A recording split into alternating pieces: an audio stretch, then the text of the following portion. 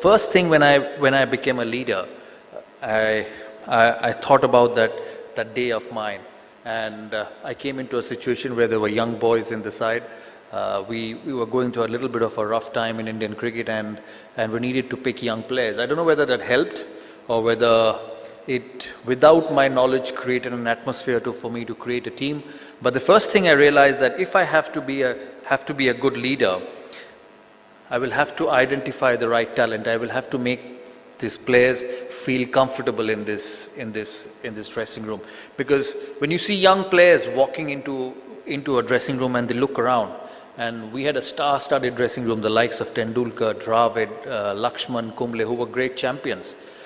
To build a good team through your leadership skills, you had to create an atmosphere for those young boys. Because when they come in, they don't talk much, they look around what's happening in the dressing room.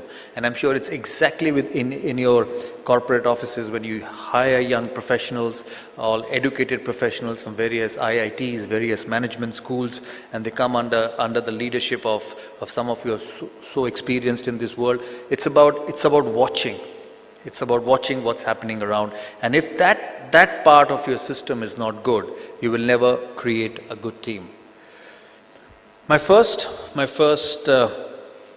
basic essence I thought was of being a good leader is picking a good team. I've always believed cricket is a team game, and a captain, to an extent, is as good as his team. Yes, a good captain creates a team around him as much as a good leader, in most of your case, has people around him who will actually help them to get the team better, the work better. But I'm a firm believer that a captain is as good as his team. So for me, the first criteria when I became captain was not only to create an atmosphere, but also to make sure that I had the right players in my squad. Yeah, you see a lot of shots being played in Test cricket, and also you see a lot of results happening in Test cricket. You know, over the period as time went on, results have started happening more in the 5-day format.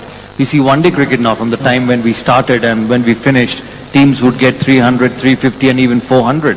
So it has brought innovations to the game, there's no doubt about it. But I think when you come and play Test cricket, obviously you'll have to adjust. Everybody has his own way of scoring runs. No two player will be different. Similar, no two players' techniques will be different. It's just about finding your own way. As Sachin said, the basic is important. It's about going back and going forward and then finding your way of scoring runs, because as I said, no two players can be similar.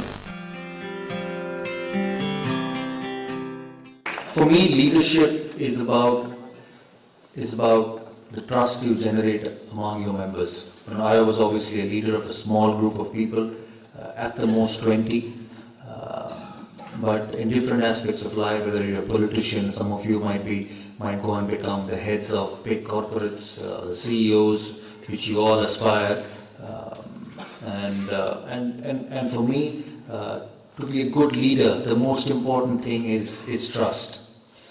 Trust among your people who you work with. You can say a whole lot of things, you can try and fool people, you can try and tell them that this is what's going to happen, but you can do that over a certain period of time. At the end of the day, everybody understands what's happening. Everybody knows where it's leading to, because people are no fools. And that exceptional ability with modern day children, they're so updated, they're so forward. You know, when I look at my youth, when I was young, when I was a 14-year-old, 15-year-old boy, and when I look at my little daughter Sana, who's probably 11 at the present moment, you can see, you sit down and think, these people are a lot more mature. When I look at my nephew at home or my friend's son, you see that these people are just on a different planet. The way of thinking are different. So for every one of us who wants to be leaders of the future generation, for me it happened early at the age of 27, but it doesn't happen for you all. You know, to be a head of a company, to be a CEO, you might be well into your mid-40s, early 50s. That's the rule of business. So it's about creating your team and building a trust. When you sit down on a table with your employees, with your managers, or with your assistants, they should know that at the end of the day, my boss is a trustable person. He will do exactly what he says on this table, and it's transparent, and we know exactly where we stand. And I think And you know, when I became first captain of India, that's the biggest thing which I wanted to bring into a setup. That those 15 players in the dressing room, if I have to get the best out of them, if tomorrow I tell a Virendra Sehwag or a Harbhajan Singh or a Ashok Dinda that you have to do this for me, they will do it with closed eyes. You have to develop that much amount of trust. They should not think that my captain, when he goes back into the selection committee, when he goes back into the closed doors where the 5 selectors are there and it's just him, he doesn't see a different thing. He says what he's told me and he'll go and exactly do the same. Sometimes that's tough. You don't like hearing it. When your boss or your captain says you're not good enough, we don't need you in the squad and you will be replaced. You might sit quiet. You won't say anything, but you'll think, we'll wait for my turn. I'll show you what happens when I become captain someday. But you require that sort of transparency, and that's how you build teams. Well, honestly, I'll tell you, people might not believe I was never under any pressure. Probably I was destined to play for India after that. I still say I still don't have that mental makeup which I had on that tour. I knew that would have been the first or last test match for me. If I would have failed, I would never played cricket after that for India. Do you believe in destiny? You just use the word. No, I do. You think there is a Sourav Ganguly destiny? Yeah, for any human being, I believe there is something kept in waiting for you. But you got to keep working hard at it and not just let it happen, but rather make sure you work towards it. The big story of 2007, big story in the cricket world of 2007 has been the comeback of Sourav Ganguly. Did you go through a phase, 2005-06, when you didn't think you would make a comeback? I mean, I know a lot of people who thought you wouldn't, not to confuse with people who didn't want you to make a comeback. I think almost everyone wanted you to, but a lot of people thought you wouldn't. Yeah, I know a lot of people thought I won't. I've had phases, where I felt it might not happen. But to be honest, more number of times I've felt that my time will come. I'm sure I'm going to get one more opportunity which I need to hold on to. And luckily it came in the tour of South Africa. But to be honest, during that period, most of the time, I had not given up hope. Otherwise, I wouldn't have played domestic cricket. Because I firmly believe that if I picked someone, I wouldn't let him go straight away. You don't pick him straight away, and once you pick him, you back him to perform. You want an environment where there is no fear of failure, because I think that's the most important part of leadership. When a young boy walks into the dressing room or walks into a big multinational like Dell and sees the big professionals from all over the world coming in and interviewing you, expecting the profits at the end of the year on the balance sheet from you, there is a fear of failure. What is it if I can't? That's the biggest fear all professionals have, whether it's a sportsman, whether it's a corporate professional. What is if I fail? And I think that's the biggest challenge of a leader, is to make sure that you create the right situation where as a player, as an employee, your mind just gets off from all other aspects except your job at hand. For us, it was about the cricket ball. As a batsman, when you walked out to bat in the middle, once you crossed that rope, it was about the red cherry or the white cricket ball, whichever you played. So for me, the most important thing was when I picked a young guy, I took the fear of failure about him. It was about telling him that, listen, I will give you 4 games, 5 games, and it's not going to be decided overnight, but you have to give me performance after 4 or 5 games. He should not think about what's the captain thinking. He should not worry about what's the selector thinking. He should not worry about what happens if he gets a good delivery up front from Glenn McGrath.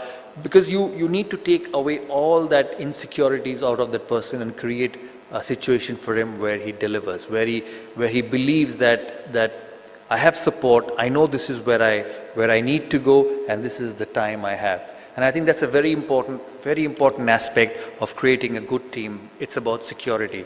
Not to an extent where it goes to a situation where you take your position for granted, but it's a balance which you have to strike between you and your important team member, that you would get certain amount of opportunities, but you will have to deliver from that. And at the same time, you won't be dropped over one failure. I've seen a lot of terrific cricketers in Indian cricket in the past, when I was playing as a player, come in, get picked, play 1 or 2 games, and then be left out and their careers are over. I think that's a huge area where we all as leaders need to work on. So as a boss, it's about, leadership is about, helping your own mates and your own people at the right time, because I'm a firm believer that when people like us who wanted to play for India, students like you who want to be successful in life in your corporate world, get into a job, get into a system, they want to do well. I've always proceeded on life with the belief that all of us here wants to succeed and wants to do well. So that's the time when a leader, somebody who really wants to create a team and create a winning team, not just create a team, create a winning team, needs to stand by the colleagues and make sure that they are at a comfort level to do the job. You need to be strong as well. You need to pass on the message that, listen, I'm here to help you, but I need performance. I need discipline in this team, and I need you to work hard. Because whether you're a captain or whether you're a leader of a corporate, whether you're a player, or you're just one of the members or CEOs or manager, there's no substitute to work. You will not become a doctor by sitting in a coffee shop. You will not become an MBA by sitting in the Panwala Dukan. You have to be with your books and putting in your efforts. You will exactly get what you put in, and that's the same for everyone, whether it's for me, whether it's for you, whether it's my little daughter back at home. It's about what you put in.